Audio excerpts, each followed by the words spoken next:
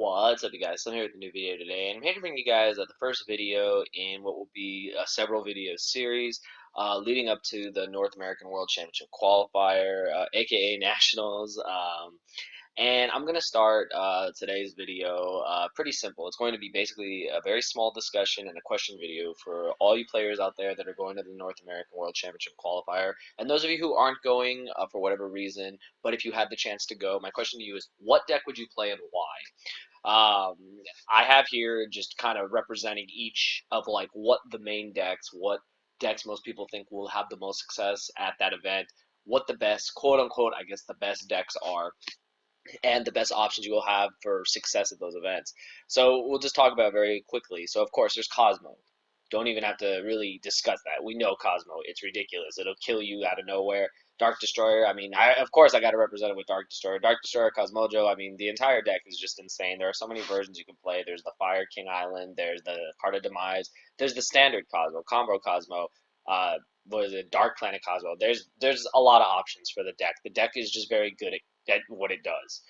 Then there's Monarchs. Monarchs, they have evolved to so many different variants of this deck. I mean, there's going to be videos in this series over the next couple of weeks talking about the different variants of Monarchs, like how the deck has evolved, how there's it started with Domain and now there's like a bit like a plethora of like crazy versions of the deck. There's the Ultimaya, there's the Brilliant Standard Brilliant, there's the Lazuli, there's the Jax Knight, there's the Dark Witch, there's just so many different variants of the deck that can be played. That'll be something that'll be discussed. I have Mermail represented because the deck scares the shit out of me. No joke. I've lost to the deck countless times. The deck can OTK you. I think people really underestimate this deck. Obviously, the deck has its flaws like every other deck. It's probably more susceptible to cards where other decks aren't. But I mean, if they clear you and kill you, yeah, you feel it. Burning Abyss, of course, alongside with PK Fire, Phantom Knight, whatever you want to call it. Decks, the deck won the last YCS Providence, so the deck is definitely a contender. And then, of course, I just put Card of Demise. And down here, I put Scout, and I put one of the Senjus. These are the two main Demise decks that are, floating around these days. I've played Cleaford, I've seen Senju.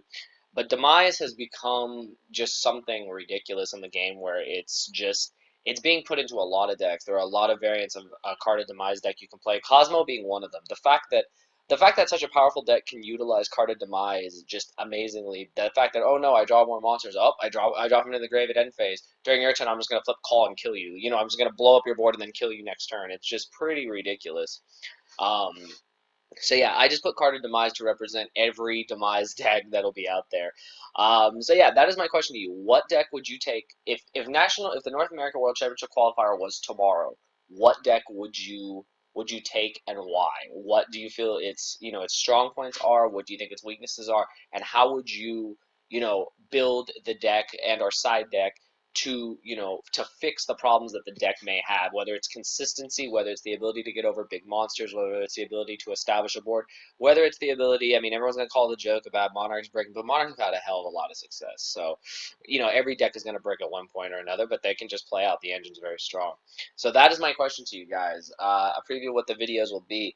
I'm going to be making videos of saying why you should play this deck at the North American World Championship qualifier. I'll say why you should play Cosmo, why you should play Monarch, why you should play Mermail, all these different decks. If I've missed any decks, please just let me know. Please let me know and give me a valid reason why. Obviously, I'm not going to, remember every deck off the top of my head, but these are the decks that I've seen mostly represented at the few regionals I've gone to and, played in and played against.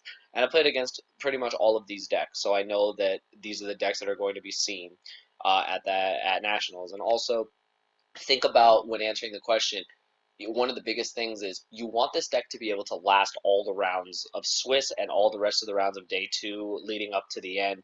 It's about, I believe someone said it can be about 16 or more rounds. It's a very, very long tournament.